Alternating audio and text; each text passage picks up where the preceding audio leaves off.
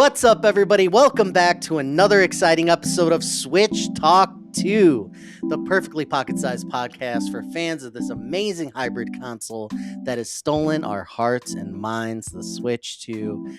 I am here with my best buddy, Clay the Big Man Howard, today. Clay, how are you? How's your soul? Oh, it's so good. It's Monday and I don't have to go to work today. We have a day off, and so it's good. I had a busy weekend, so I'm glad to be here podcasting, and probably gonna play some video games later and do whatever I feel like doing. It's gonna be a It's good day. it's the best type of Monday, the type of Monday where most people are off of work. So that's really great. Today we're covering a very exciting game, Teenage Mutant Ninja Turtles: Splintered Fate. Have you heard of this game, Splintered Fate? I've only heard of it from you. I haven't heard much about it, just in the zeitgeist of the world, and so yeah, that's really all I'd heard about it. Unfortunately, I wish I'd heard more. It was very under the radar, so I'm glad that we're going to be able to give a spotlight to this game because I do think that it deserves it. But in order to have a better podcast, we need to get to know each other, get to know the audience. So we ask a personal question. So it can't get more personal than your Ninja Turtle choice. What is your favorite Ninja Turtle and why? The why is like very interesting because it kind of tells you like which iteration of the turtles like you grew up with, like what association you have with them.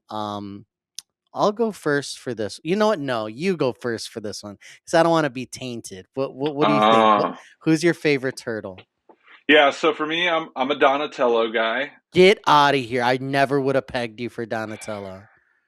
It probably wouldn't have been my first choice. I don't think it was. But I do have two other brothers, and so I'm pretty sure when you have siblings, everybody gets a character. And so it was like this with any show where there was multiple characters, and it was like, oh, I get this one, I get that one. And so I was usually the last to like pick one, and so I had less choices. But anyway, after knowing that, I do think that um, Donatello has some really cool things about him that are unique. The weapon, maybe not the most like fun thing. Like I think I would have picked nunchucks before this. Yeah, I mean, who wants a stick? Like a stick's not that cool. But yeah. when you're a little kid, you can find little sticks everywhere, whereas you can't find nunchucks everywhere and swords everywhere. And so it was easy to play as him, because you just find a broomstick and you're like good to go. And so, but over the years, they've developed his character quite a bit more, even more so than the original, cartoon from the 80s and 90s. But he's become more of the tech savvy and the more intelligent one, which I don't necessarily identify with that stuff, but I would argue that it is more of it's kind of a helpful and unique characteristic compared to, oh, this is the funny silly guy and this is the leader serious one.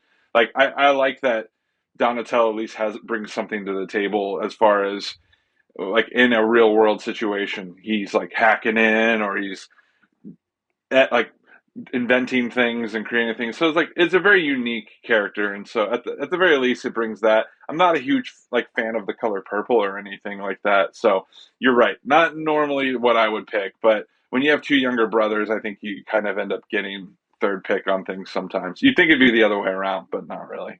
So Memory unlocked about there being multiple kids around, so you have to like pick one, and you're like, it's not the one you would have picked, it's the one you were forced to like go with. So I now I understand. I'm gonna go Leonardo just because he's like the leader. I think the swords are pretty cool. He's just like kind of well rounded in a way, not too extreme. Feels a lot of responsibility to kind of like do the right thing and, lead the team the right way. And like that pressure, like I think they're all like exact same age, like, but he kind of is like the older brother in a way, but they're all like, just he resonated with me. I do like the color blue, and that was it. I mean, I don't think I can not ask you this question now, just because it's so related. What about a Power Ranger? Which Power Ranger were you? What color did you go with? And you can say the cheat ones if you want to. Which one? right. So Yeah, so when I was a kid, I went as a Power Ranger for Halloween, and Yep. once again, my brothers got red and blue, and so I was like, Oh, you got so snubbed. there was no green or white at this point, and so I was the Black Ranger for Halloween, and I that's get it. fine. Nothing Yeah. wrong with the Black Ranger, just kind of the lamer of the animals that are associated with the Ranger.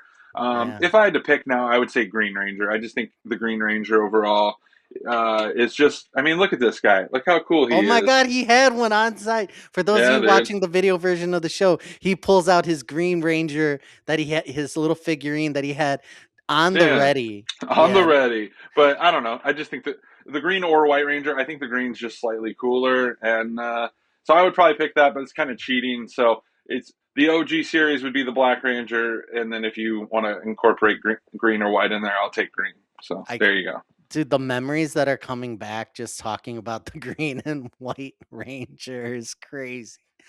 But Yeah. along those lines, let's talk about our childhood being personified in Ninja Turtle games. So, Teenage Mutant Ninja Turtles: Splintered Fate is a action co-op roguelike adventure game developed and published by Super Evil Megacorp.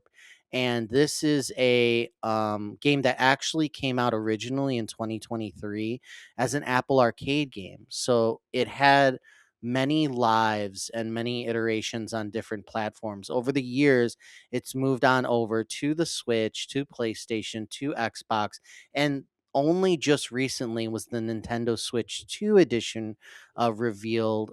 It was in December, December 16th of 2025. So not too long ago, a couple months, it finally got a Switch 2 version. And this version runs at 60 frames per second, 4K when docked, and it drops, of course, at 1080p when not docked. I heard about this game that it was a cult sleeper hit, and I didn't pick it up until I saw it advertised on the store, and the Switch 2 version was just that final nail in the coffin of the decision to pull the trigger. So I was like, let's go. I hear great things. It's often compared to the action game Hades, where you're in little levels and you fight enemies that pop up. There's some randomness to who you're fighting, but it's always kind of like you start in the sewers, you move your way up to the streets, then you go to the rooftops. So there's these major hubs, but everything's in these confined little rooms, not very big. There's crates and obstacles around, and you're fighting like the Foot Clan, you're fighting little mouser robots and all sorts of variations of this as you go through. And then there's like bosses at the end of like every 3, 4 rooms or so. Um, the best part is the IP, is like the whole thing being Ninja Turtles themed, right? Because if this wasn't, I don't know if it'd have enough to like hold me. There's some cool mechanics. The rogue, like, oh, I have a broken build. Yay, I got this really rare ability, and it's a very rare role on making it way better. This stuff happens, but if I wasn't playing as the Ninja Turtles, I don't know if it would have the lasting appeal because it has gotten me. It's addicting. The game, as you unlock permanent upgrades, like gets easier and faster, which helps with the roguelike element because I've seen the stage before. I've seen these enemies before and I go through. Funny enough, I am a Donatello main in this game. So I he grew on me. His special, they all have a unique like thing about them. And Donatello's is his tool, his like second ability charges faster and he heals a little bit. So very defensive minded turtle. And then just like you would think, Raphael, the hothead, he's all about hard hitting critical damage and he's, obviously fighting with his size. Um Michelangelo has AoE attacks and his nunchucks have like quite a big radius, and then Leonardo just has like a final strike. So if you hold the attack button in this game, as you hold it, you start striking 1, 2, 3, and if you hold it for that third one, you get a final strike. So there's this odd thing about the game. I think the most unique thing is you're supposed to like run or dash around, And because it takes a second to wind up for any turtle you are, you kind of have to be aiming your attack in the right way. So you're hoping that as a enemy spawns in, it's like, let me take him out and then let me move my attack to the right. So you almost it I don't know, this is pretty hokey to say, but it feels like martial arts in a way, like hitting right, right, right, then let me hit to the left, then let me dash, throw something, hit the next guy. Like you just feel like in these classic Teenage Mutant Ninja Turtle action movies or cartoons, just there's brutality, just ninja fun of like beating people up. And it gets even better when you add in co-op. I played this originally. I bought it around Christmas where I had my family over and we had 4 people on all the turtles, and it was just everybody's having a great time, just like hitting, the enemies and knocking them out and seeing who can pick up the currencies and upgrade. It's just incredibly fun. Are you a big roguelike person? Like, did you play Hades or even like Dead Cells, I guess, or anything like that? I've dabbled with Hades, but I haven't fully gotten into it. Like I think I've played 30 to 45 minutes maybe, and that's all.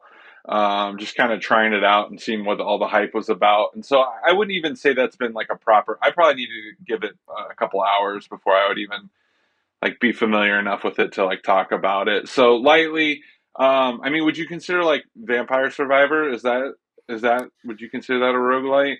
Yes, like this time of okay, when you beat the stage, the little area, maybe you fought 15 enemies really quick and you get to the end. Every end of the room, you get a roll and it says, "Okay, pick your upgrade."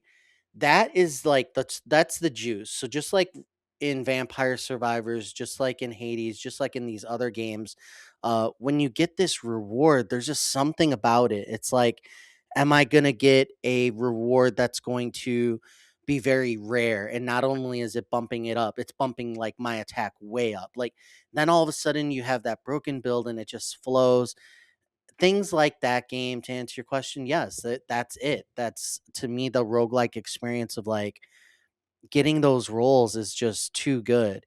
There's something in the game that increases attack strength, but there's also elements.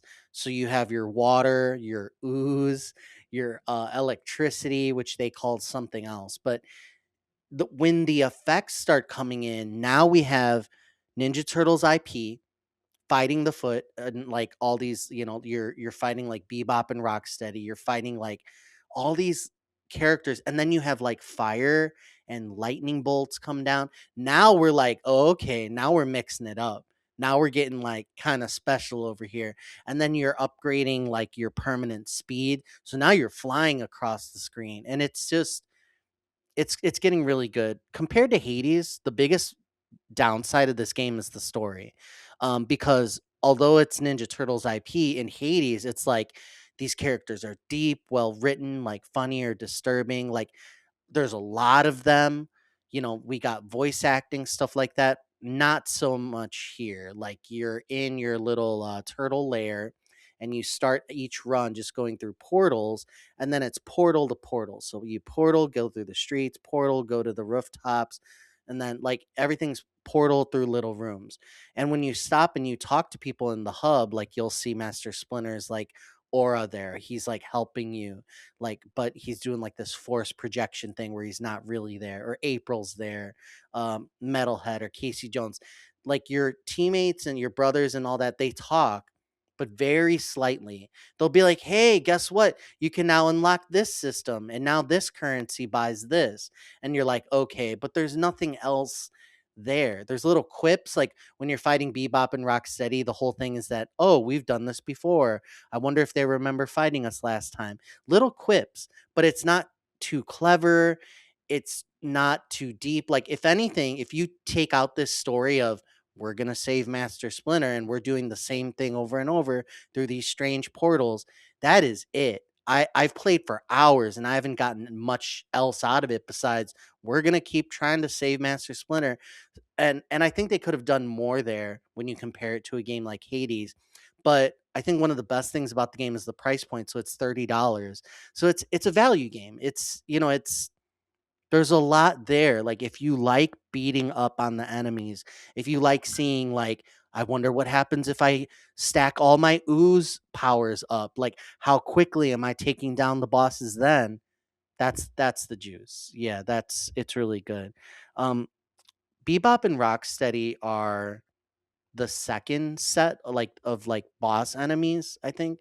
And seeing them, like I almost cried, dude. Like it was just they're so well done. They're done in the classic, like where he has like the pink glasses on the warthog, and they just look like the cartoon, and I just loved it. That one of them has a chainsaw. We got Bebop with the chainsaw and Rocksteady with like a grenade launcher, and it's just so fun. You have to stay mobile in the game.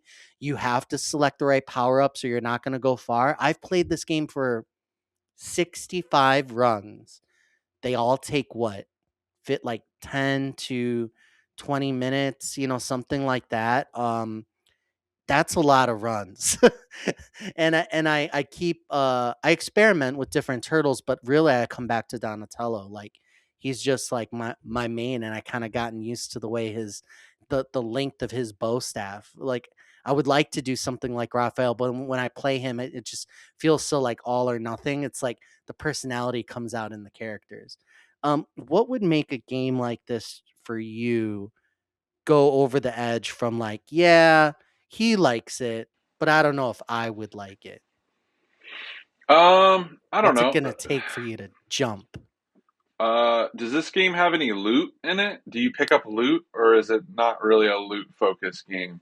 So your upgrades are either to your attack or your secondary, which is like they call it your tool. And the tools are very varied. It's like this tool is a glove and it will shoot lightning periodically at anyone on the screen. Or this tool will put a shield around you that also buffs your strength for like 3 seconds. So all the tools are different, and that could be like your loot. So it's always a blank slot initially. Then in like the first room, they give you a second like tool, like a weapon. So right off the bat, depending on your turtle, depending on what you've unlocked, that's like your first loot thing.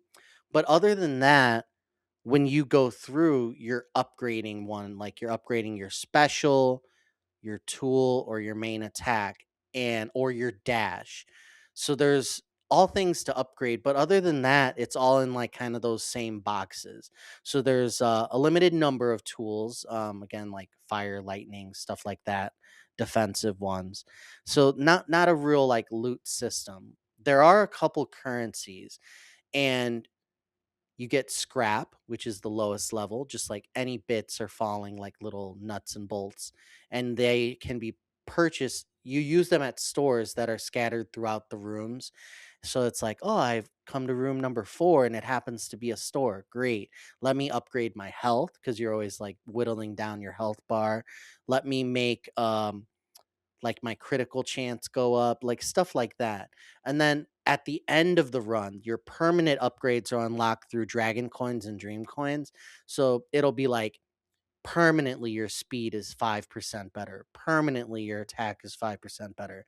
I think you're right, like that they could do even more with the like what are the possibilities? Like could it be even more spicy where it's maybe another equipment slot, or maybe you can change your special because it's always the same special, I believe. Like your like Donatello spins his bow around his head and he makes this cool like noise. He's like whoa, whoa, whoa, whoa. He's just like a funny like war cry, and they're all like kind of like that. And I think there could be even more variation, things where it's like, oh, I got this loot drop or whatever like that.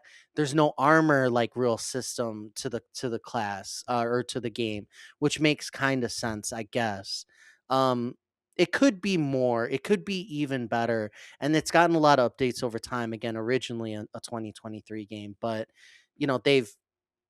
they've made like a another mode where you go into this side tunnel, and it's like, "Oh, guess what? Now you can fight in random challenge rooms, and it's harder, and it has this modifier or that modifier." And I've done that a couple times, but I've never gotten through the full story. Like, I don't know what's after the rooftops. I don't know what's after those first, like, 40 rooms because 'cause I've never gotten there. It's just too difficult. But I also play on normal and not story easy mode, so interesting. It is online co-op, which is very important for a game like this. I solo this all like 90% of my playtime, but obviously there's just that extra like awesomeness when you have the full team out there. Um, so it's fun solo. I can speak to that. But I think the real draw is if you have other people to like play. Yeah. Yeah. Any Yeah, I other was going to ask about that. So talk a little more about the difficulty. I was curious Mhm. about that. So it sounds like you get to pick. Is it one of those games where there's a bunch of higher difficulties? Is it kind of like Diablo where you want to keep pushing it? Because it doesn't, with no loot involved, is there any incentive to play on the higher difficulties other than just replayability?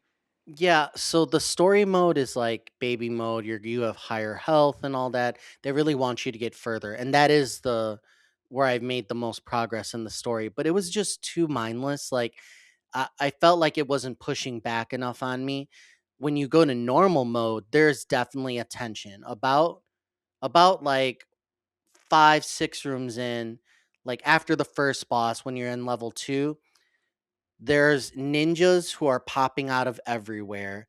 Mousers are just firing like lob shots in the air that have splash damage. So you have to be moving quite a bit. If you stand still, if you don't respond to an attack and block at the right time, you're going to get hit and you're not going to go down, but it's hard to get unless you're paying for it. It's hard to get your health bar back up. So I've almost had runs where I get tripped up and like I messed up like really quick in the second phase, and I'm like, this run is over. Like I've lost too much. I'm only gonna get so far.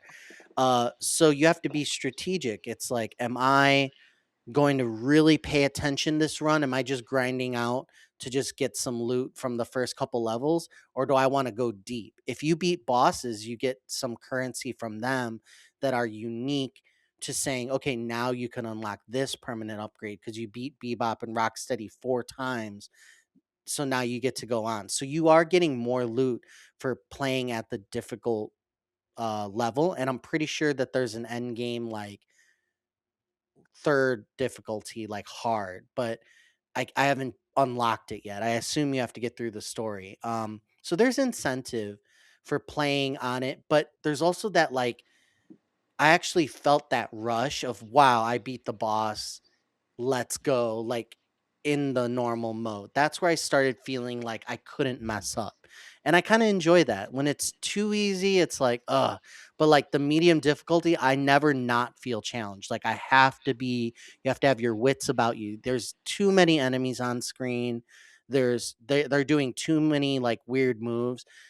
The cool thing is they sprinkle a little bit of spice in there as far as variety where you can be in the same level as always, but instead now the ninjas are red and gold instead of blue. Like they just throw a random like mini boss at you that is different.